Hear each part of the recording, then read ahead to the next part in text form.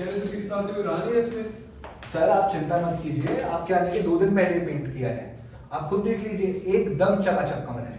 अरे क्या बात कर रहे हो आप, ये देखिए ये बेड टूटा हुआ है, बोर्ड ये लगा नहीं है और गद्दे तो है ही नहीं। सर आप चिंता मत कीजिए, ये बेड और बोर्ड तो मैं 2 दिन के अंदर लगवा दूंगा। हाँ, गद्दे अगर आपको चाहिए तो उसका थोड़ा एक्स्ट्रा चार्ज लगेगा। नहीं कोई बात नहीं, मैं मैनेज कर लूंगा। ये लीजिए। Thank you sir.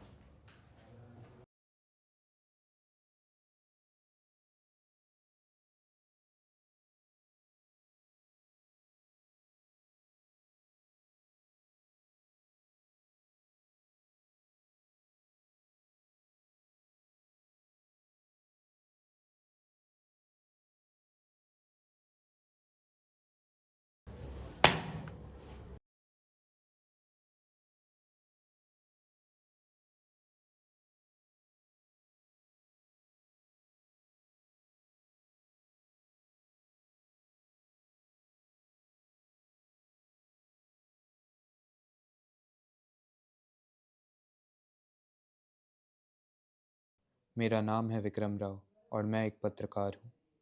मैं ये पत्र इसलिए लिख रहा हूँ क्योंकि पिछले कुछ दिनों में मेरी की गई तहकीकात से एक ऐसी कहानी सामने आई है जिसे पढ़ के आपका भारतीय इतिहास को देखने का नज़रिया बदल जाएगा। ये कहानी तब शुरू होती है जब कुछ खास कागजात मेरे हाथ लगे। ये ले।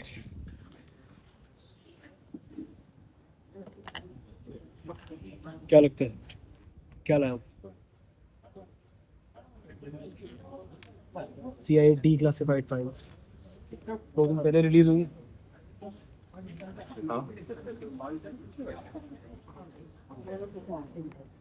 हाँ, बस क्या चाहिए कि CIA कुछ भी डी क्लासिफाई करने से पहले बहुत कुछ फिल्टर करता है, तो इसमें कुछ इंपॉर्टेंट इन्फॉर्मेशन मिले ये थोड़ा मुश्किल रहेगा।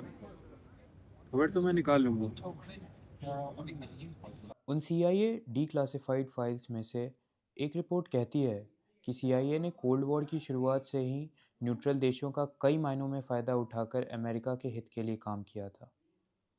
उस समय भारत न्यूट्रल था और कोल्ड वॉर के किसी भी मामले में हस्तक्षेप नहीं करता था और इस बात का अभी भी सम्मान किया जाता है।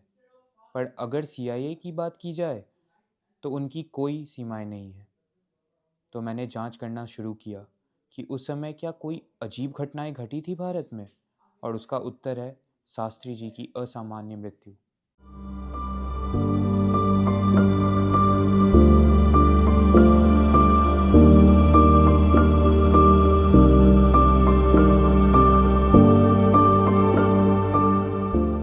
1967 में जब कोरियन युद्ध समाप्त हुआ था, उत्तर और दक्षिण कोरिया के बीच ताशकेंत में हुए सीज फायर एग्रीमेंट का नेतृत्व शास्त्री जी को दिया गया। ये सोचकर कि भारत एक निष्पक्ष निर्णय देगा। कुछ सूत्रों के अनुसार अमेरिका ने उस समय अपने सहयोगी दक्षिण कोरिया के लिए बेहतर शर्तों पर एग्रीमेंट करवाने के लिए दबाव डाला, पर शास्त्री जी अटूट रहे और उन्होंने इस दबाव को अस्वीकार कर दिया। कुछ ही दिनों बाद ताशकेंत में शास्त्री जी की रहस्यमयी मृत्यु हो गई। विभिन्न जांचों के बाद यह बात बताया गया कि मृत्यु हार्ट अटैक से हुई थी और उनकी मृत्यु से जुड़ी सारी मनगढ़ंत कहानियों को दबा दिया गया। एक गुमनाम सूत्र के अनुसार उनका शरीर नीला पड़ गया था और उनको एक ऐसा जहर दिया गया था जो किसी पोस्टमार्टम में नहीं दिखा, पर इसी के आगे कोई जानकारी उपलब्ध भी नहीं थी। इस पूरी घटना के बारे में पढ़कर और CIA डीक्लासिफाइड डॉक्यूमेंट्स को नज़र में रखते हुए मेरे हिसाब से ये साफ है कि शास्त्री जी की मृत्यु में CIA का हाथ था।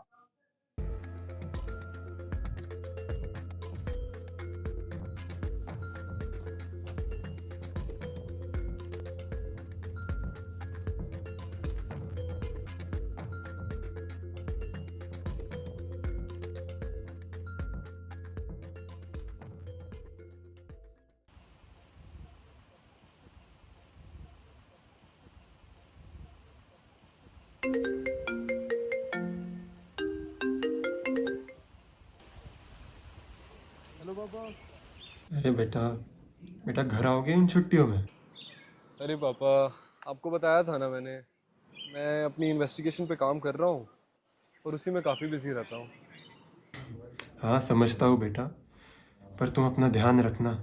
जर्नलिस्ट का काम काफ़ी खतरे वाला होता है। पापा, पर अगर मैं अपना काम नहीं करूँगा तो देश की जनता के सामने सच कैसे आएगा?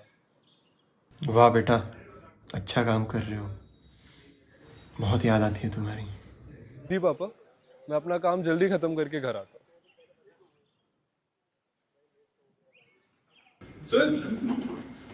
सर मेरे पास कुछ ऐसे डॉक्यूमेंट्स हैं। I will shake the fundamentals of Indian history. Not now Kabir. Sir आप एक दफा देख तो लीजिए। अभी पहले रिपोर्ट्स, अभी डॉक्यूमेंट्स, इसमें कुछ नहीं रखा। सर सर पर शास्त्री जी की डेथ के अनयूजुअल सर्कमस्टांसेस के पीछे का सच छिपा है इनमें। तुम्हें क्या लगता है रॉ और सीबीआई की इन्वेस्टिगेशन फेक है, सब बकवास है? हाँ, ऐसा क्या है, ऐसा क्या है जो तुम जानते हो जो ये नहीं जानते? देखो, तुम एक अच्छे जर्नलिस्ट हो, मैं तुम्हें एडवाइस करूंगा, इस खोई हुई कहानी के पीछे अपना वक्त बर्बाद मत करो, ठीक है? सर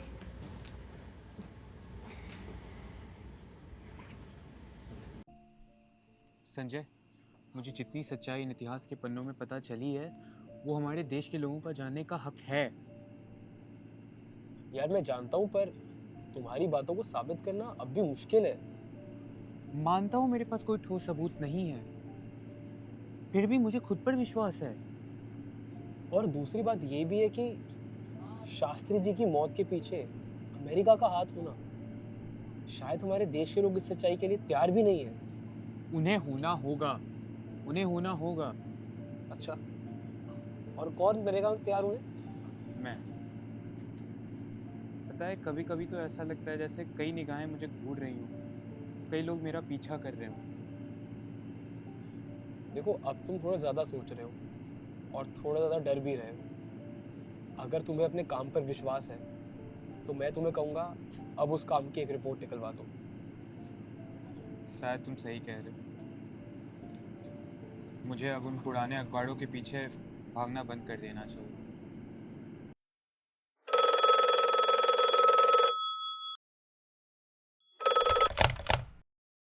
संजय, हेलो विक्रम, सुन, देख जो तू बोल रहा था वो बिल्कुल सच है। तेरे पीछे कुछ लोग पड़े हुए हैं, तू बस जल्दी मेरे घर हेलो। पहुंच। अभी अभी समझाने का टाइम नहीं है, तू बस जल्दी मेरे घर पहुंच। संजय क्या बोल रहा है? प्लीज अभी मेरे घर पहुंच जल्दी। हेलो,